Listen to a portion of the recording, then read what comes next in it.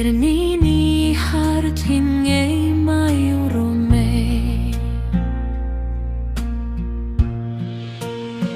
Charome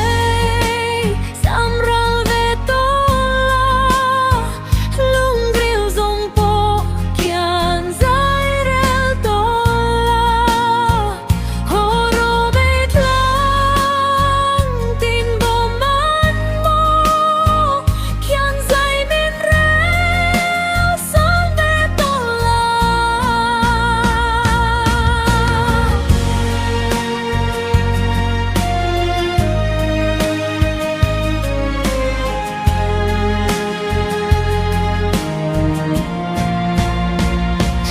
Prem hayangin min realsi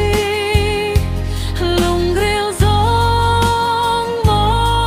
fangsi Don lem nei loval tan zong Ternini hartinge mayorome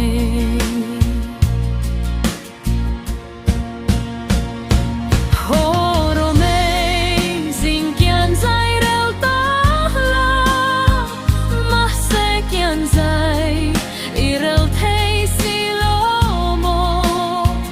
Kasui tlungdel yang in mo ikiang silo Horome zinkian zairel tahla Chel kuing hayangin min realsi Lungril zong mo fangsi Don lem nei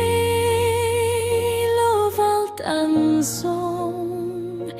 Ternini hartinge mayorome